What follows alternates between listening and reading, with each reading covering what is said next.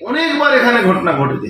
আর সমস্ত ক্রিমিনালরা ওই ঘাটি গেড়ে গেছে, তিনসুতিয়া লাইন, জগদ্দল জুটমি জেজেআই লাইন, এংলো ইন্ডিয়া লাইন, পিছনে আছে একটা পানি ট্যাঙ্কি আছে, ওই আপনার পেপার মিল মাঠ আছে, পুরো ধরে ওখানে বমের, যেরকম নৈহাটিতে কুটির শিল্প, সেরকম এখানে একটা কুটির শিল্প ওখানে চলছে। অস্ত্র তৈরি হয় ওখানে, ওখানে বম তৈরি হয়, ওখান থেকে বম সাপ্লাই হয়।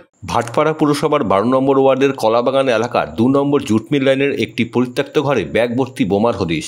আতঙ্কে জুটমিল লাইনের বাসিন্দারা, কে বা কারা ওই ঘরে বোমা মজুত করে রেখেছিল তা খতিয়ে দেখছে ভাটপাড়া থানার পুলিশ।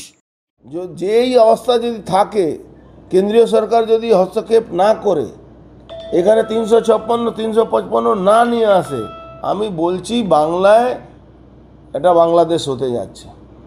9টা জেলা ডেমোগ্রাফি চেঞ্জ হয়ে গেছে, 4টে জেলা বিহারের ডেমোগ্রাফি চেঞ্জ হয়ে গেছে। এই সবটাই দেখবেন একদিন বাংলাদেশে ঝান্ডা পুঁতে দেবে। 28 তারিখে প্রিয়াঙ্কু পাণ্ডের উপরে হামলা করেছিল, সেই ক্রিমিনালরাই ওখানে বম ফম জোগাড় করে রেখেছে, যাদের নামে এফআইআর হয়েছে। আজ পর্যন্ত পুলিশ তাদেরকে ধরেনি। এই পুলিশ অদ্ভুতভাবে তৃণমূলের একটা দালালি, এলাকার লোক মরুক বাঁচুক তাতে কিচ্ছু যায় আসে না। এলাকায় অত বড় একটা ইনসিডেন্ট ঘটলো, এখন পর্যন্ত আসামি ধরা পড়লো না।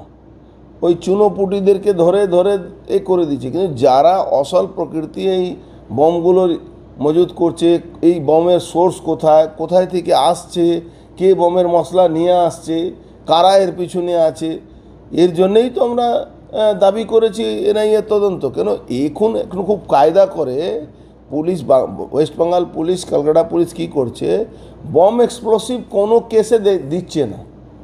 বম এক্সপ্লোসিভ কেস দিলেই কেসটা অনেক উপর লেভেলে যাওয়া যেতে পারে, এজেন্সি এর উপরে সক্রিয় হতে পারে। ব্যুরো রিপোর্ট, খবর সীমাহীন।